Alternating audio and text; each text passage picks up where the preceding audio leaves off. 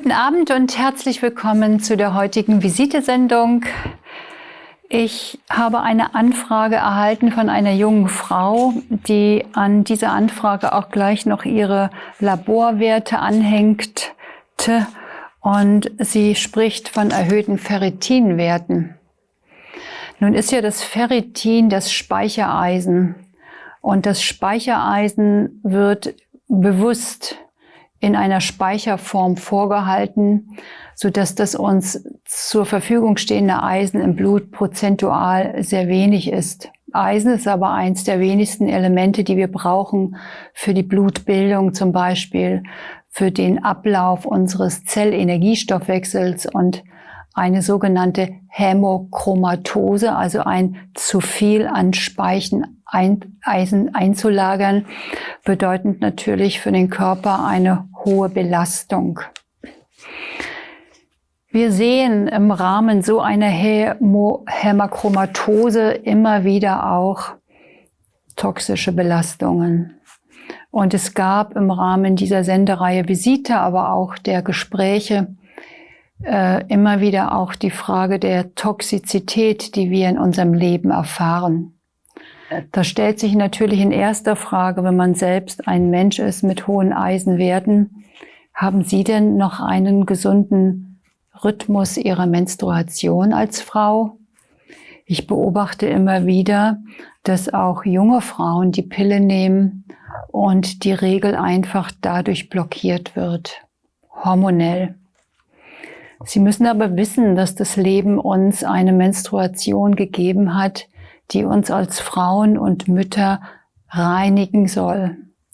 Die Frau hat eine sehr große Aufgabe und Verantwortung natürlich in dem Austragen eines Kindes, auch in der Fürsorge für Kinder, einen hohen Klärungsbedarf auch durch die Menstruation und Entgiftung bereitzustellen. Jeglicher Stopp der Regel bedeutet dem Körper dieses Ventil zu nehmen. Und wenn man auch in der Behandlung tagtäglich vertraut ist, dann erlebe ich sehr oft, dass Frauen, die in die Menopause gehen und keine Menstruation mehr haben, jetzt sich Krankheit auf eine nächste Ebene einfach draufsetzt. Das heißt, diese Frauen entsteht nach der Menopause auf einmal ein rheumatisches Geschehen, auf einmal ein Migränegeschehen, auf einmal chronische Rückenschmerzen. Damit will ich sagen, dass die Regel und die Menstruation wirklich ein großes klärendes Ventil ist, und sollte es so sein, was ich nicht weiß und Ihnen einfach da nur ans Herz legen will, sorgen Sie für eine gute und ausreichende hormonell gesund gesteuerte Menstruation. Das darf man nicht unterschätzen, wenn man dem Körper dieses Entgiftungsventil bewusst schließt. Das andere ist, dass wir natürlich Menschen alle unterschiedlich ausgerichtet sind aufgrund unserer individuellen Entgiftungsleistung. Und die beginnt schon allein damit, dass wir unterschiedliche Verhaltensweisen haben in dem, was wir trinken und wie viel wir trinken. Das ist aber Nierenentgiftung, die notwendig ist jeden Tag, und ein gutes Wasser spielt eine unendlich große Rolle. Wenn aber die Entgiftung in unserem Körper nicht im Einklang dessen ist, was der Körper zur Entgiftung benötigt, und jetzt denke ich einfach nur mal an Selen, das ist ein Spurenelement, was die Pflanzen aufnehmen, um uns dann letztendlich zur Verfügung zu stellen, dann kann natürlich eine Enzymleistung, die vor allen Dingen die Leber benötigt, nicht abgerufen werden und die Toxine kumulieren. Wenn Toxine kumulieren, dann können es natürlich Toxine aus dem Umfeld sein.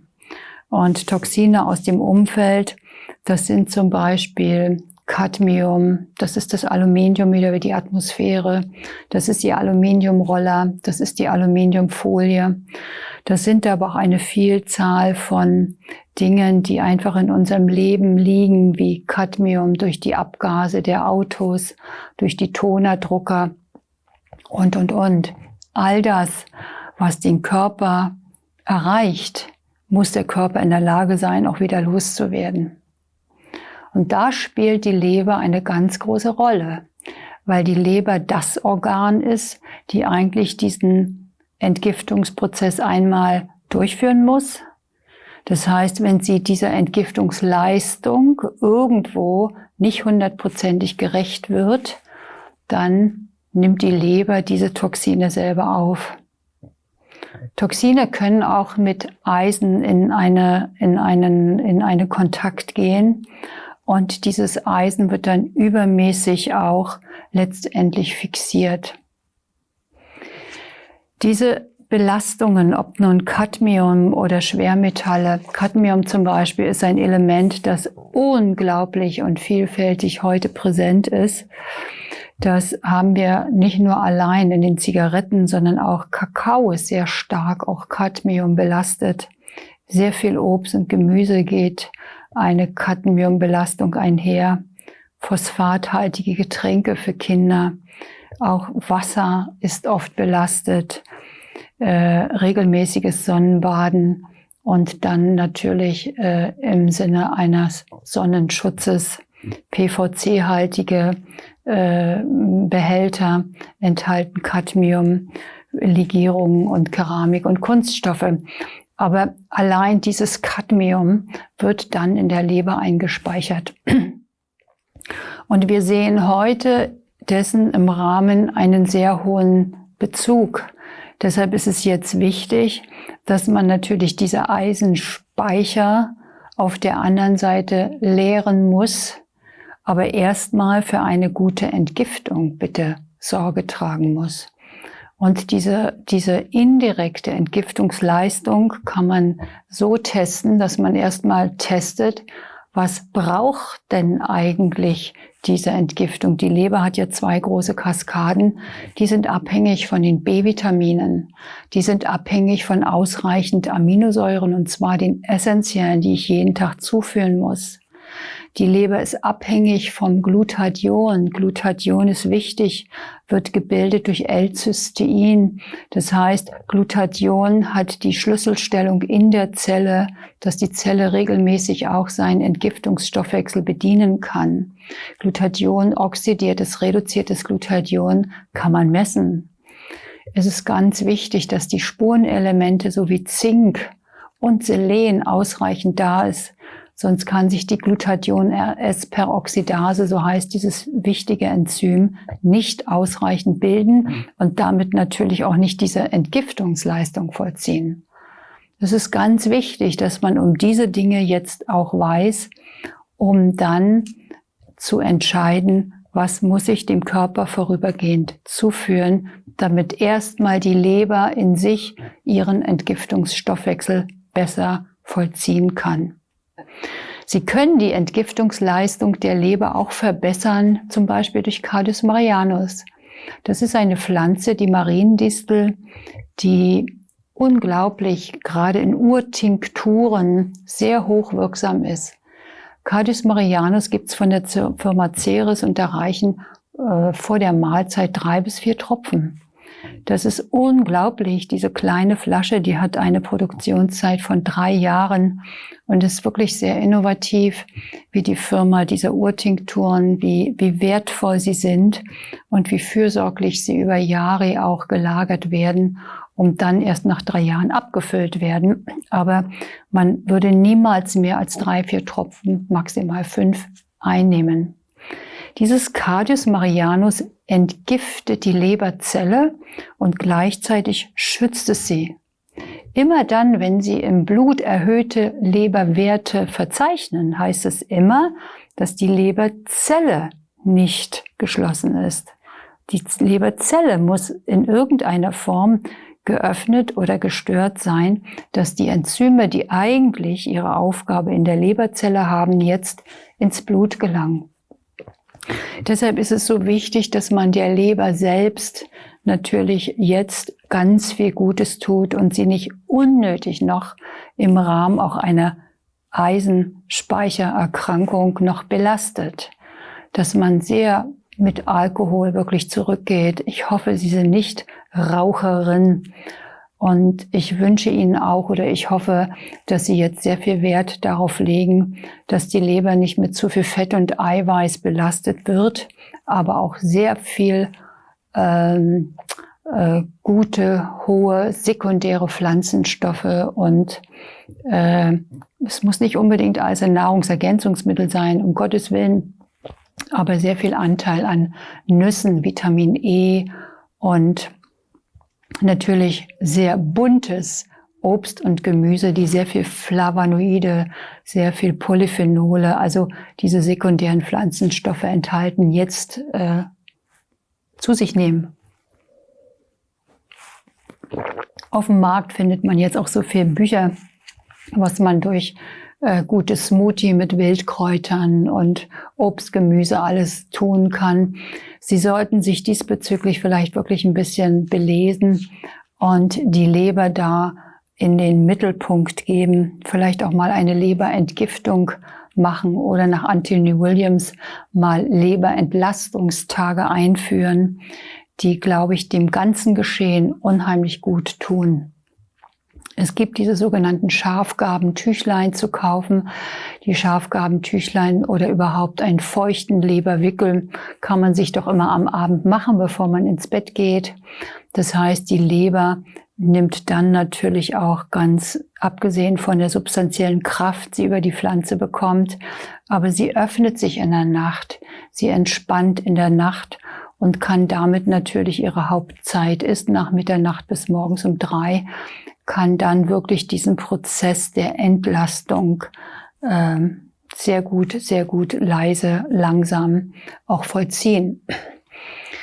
Die Entlastung des Ferritins oder beziehungsweise überhaupt um den hohen Spiegel vom Ferritin zu senken, bieten sich natürlich Aderlässe an. Und der Aderlass, den führen wir hauptsächlich immer durch nach Vollmond. Vollmond ist so vom 1. bis zum 7. Tag nach Vollmond ist im Mondkalender eigentlich eine sehr, sehr starke Kraft, die sich auf uns Menschen überträgt im Sinne des Öffnens und des Hinausarbeitens. Das heißt, astralische Kräfte, die nach außen drängen, regen wesentlich stärker diesen Ausleitungsprozess an. Und das kann man natürlich wirklich jeden Monat wiederholen. Das müssen nicht große Unmengen sein. Ich würde da gar nicht mehr als 250, vielleicht bis 300 Milliliter nehmen. Das muss man entsprechend des Ferritinspiegels auch achten. Aber Fakt ist eins, es passiert in diesem Aderlass viel mehr, als nur dieses Blut zu entsorgen, weil in dem Moment natürlich aus dem Bindegewebe und noch viel mehr auch zellulär ein Druck nachlässt, der dann wiederum die Entgiftung aus dem insgesamten Körper viel besser unterstützt. Es gibt die Möglichkeit, den Körper zu entgiften über die Inospherese. Das ist ein extrakorporales, also ein Entgiftungsverfahren, welches einer Dialyse gleicht. Und eine Dialyse kennen Sie. Das ist, wenn Sie eine sehr schwere Nierenschädigung haben, dann können Sie über die Dialyse die Nieren entlasten und filtern jetzt das Blut über alle auch körpereigenen Toxine. Aber eine Inospherese ist anders. Eine Inospherese bedeutet, ich habe 1,5 Mal den gesamten Blutaustausch.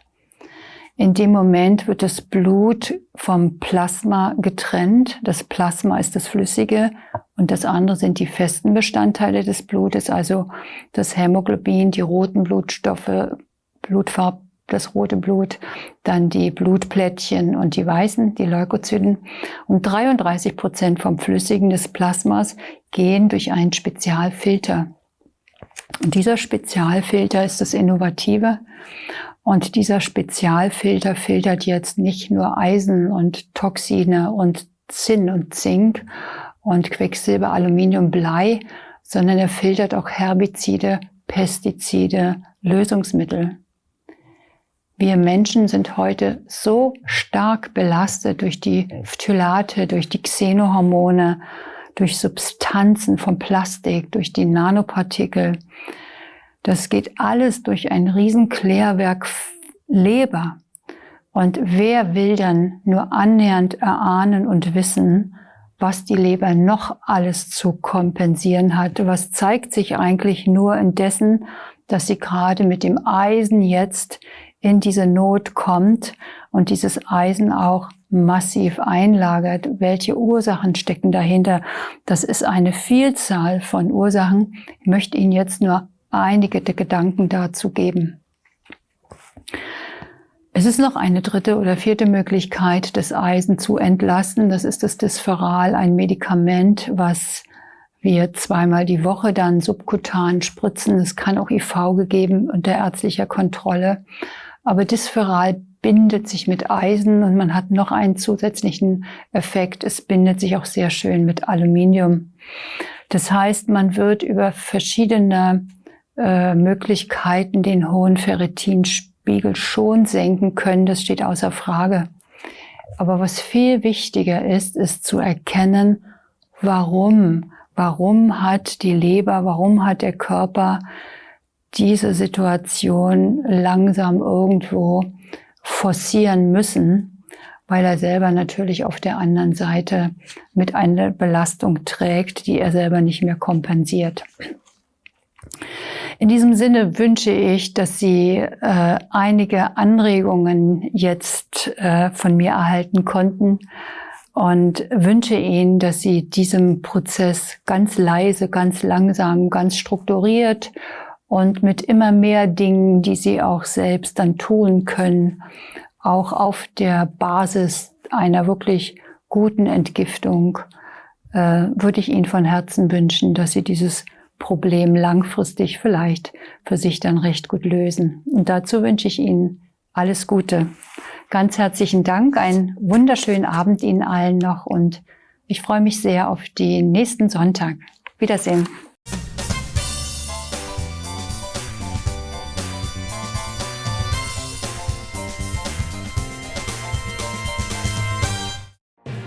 Liebe Zuschauerinnen und Zuschauer, die vorangegangene Sendung ist eine Indikation für einen ganzheitlichen medizinischen Ansatz und ersetzt nicht den Gang zu einem Arzt Ihres Vertrauens. Besten Dank.